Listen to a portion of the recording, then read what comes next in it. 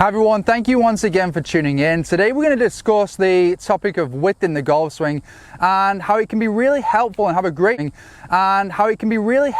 a great influence on rotation, hand path, club head speed.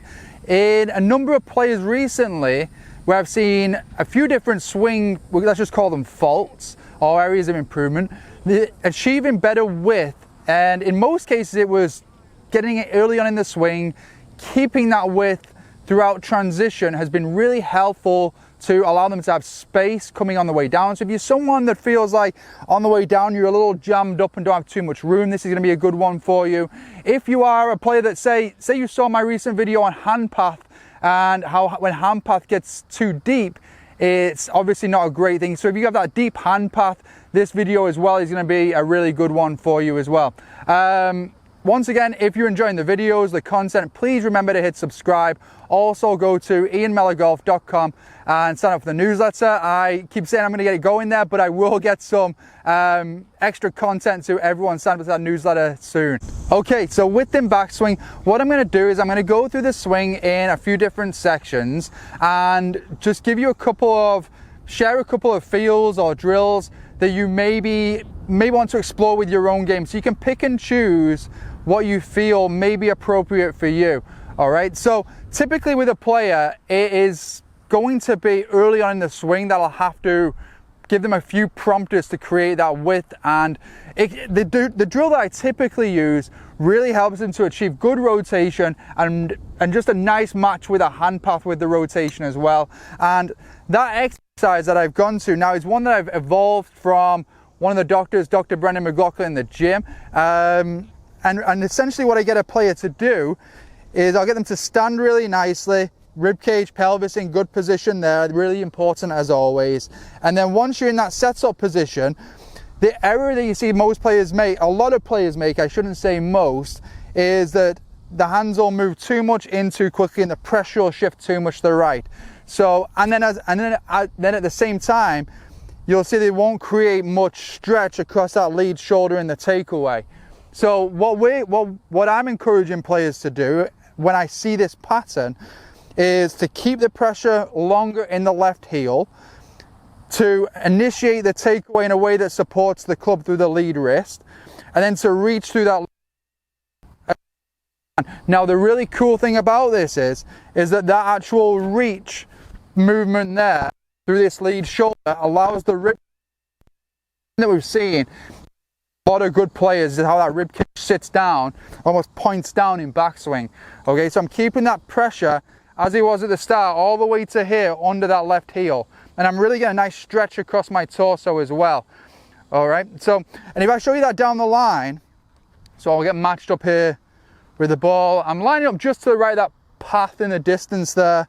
If I get into my setup here, keeping that pressure in there, in that left heel, supporting the club in the early phase here, and then just reaching a lot through there. Now I'm not locking out through the elbow. I'm using my core muscles back here to support the club there. But what I wanted to show you is that in doing that, I've achieved, because that rib cage has sat down, a really nice amount of rotation through my chest, and my hand path is in a really nice spot there in backswing in front of my turn. Okay, so literally almost feeling like I'm staying somewhat centered with my spine there, making that reach into that position there. Okay, so that's how I'm going to achieve the width early on.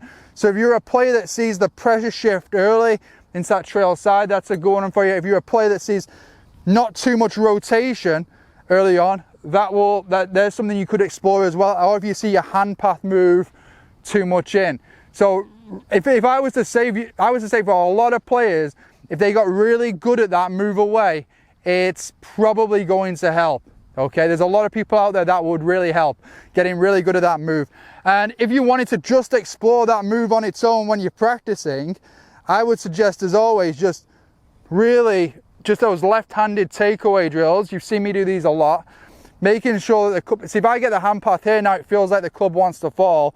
If I go this way, it feels like the club wants to fall. So get that club in a position where you feel like you can really manage it there, and you've got nice control of it.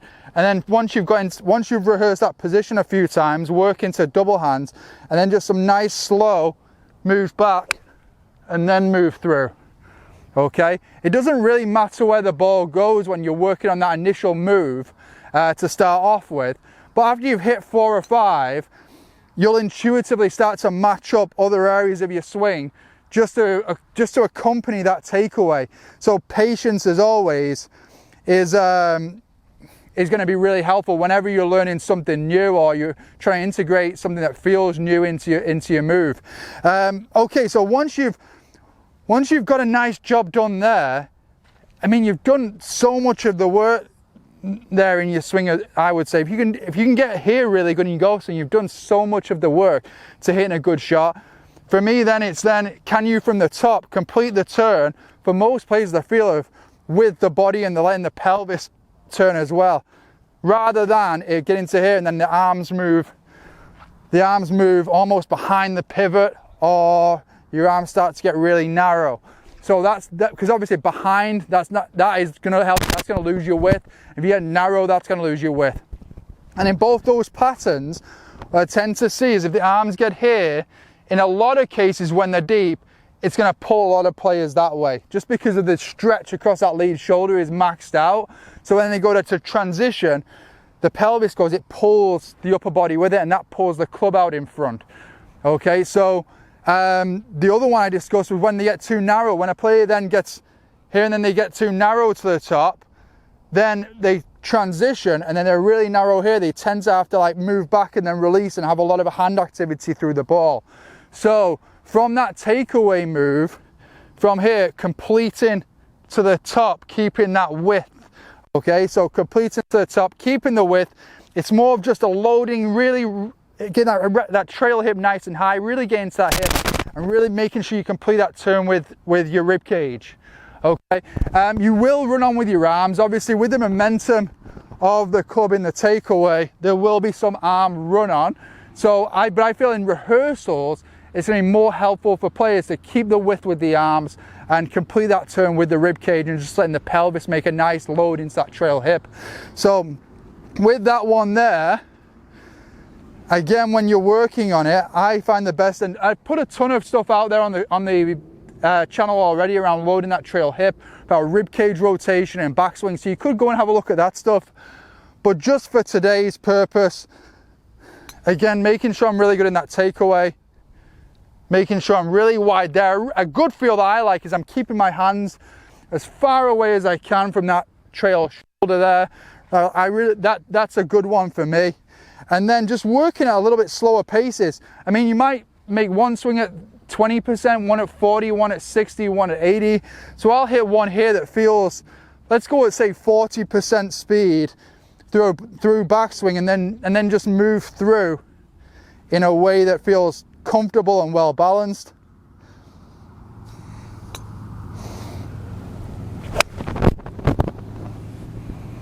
So that was there. I felt like, and then just reassessing after the shot as well, I felt like I did a good job keeping it smooth and wide in the start, but at the top I feel like I could have done more. So working at those slower paces gives you that opportunity to assess the movement way better than when you move at quicker paces.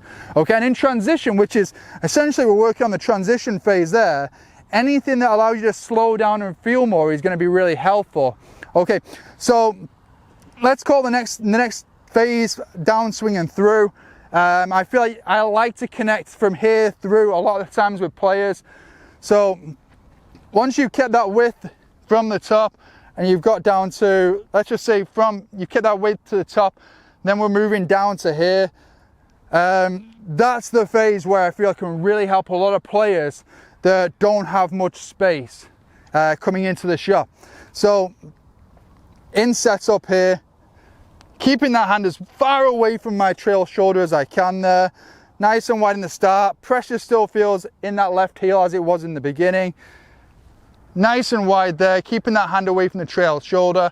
And then from there, it really feels as though I'm not changing the angles between the shot. Now I might unload a little that club, but it really feels as though I'm just letting my arms move in front of my rib cage in that initial move down to keep that space. And I actually feel as though I'm keeping my hand and that stretch across here, I'm keeping that, or I'm actually increasing it.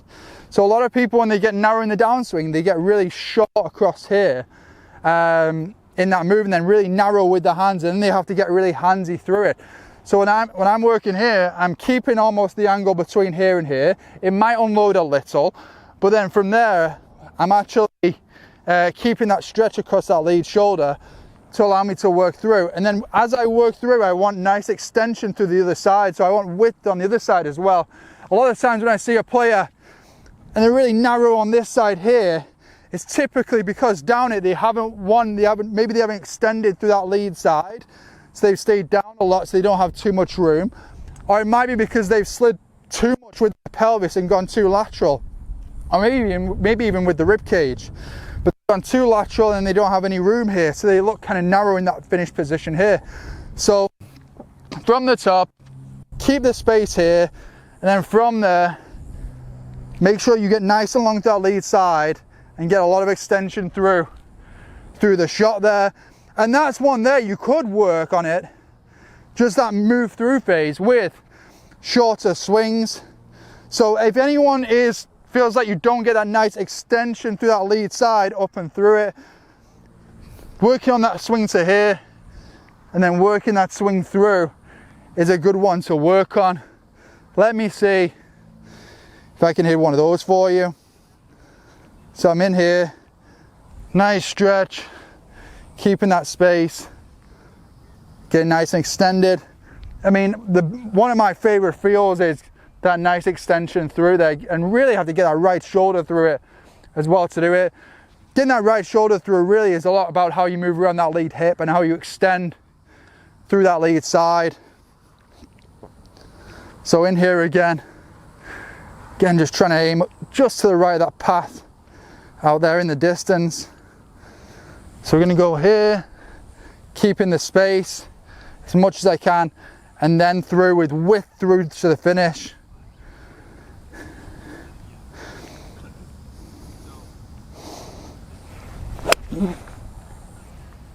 That was probably the best one of the day, actually. So there's some different things you could focus on in the different phases of the swing. I hope you find that helpful. And I've just noticed recently, in many cases, just helping the player achieve the width, there's help with the rotation, it's help with the hand path, help with the delivery, help with the club head speed. So I just wanted to share some of that stuff that I've been going over with players with you viewers out there. Again, hit subscribe if you enjoyed this video. Also go to ianmellergolf.com and sign up for the newsletter.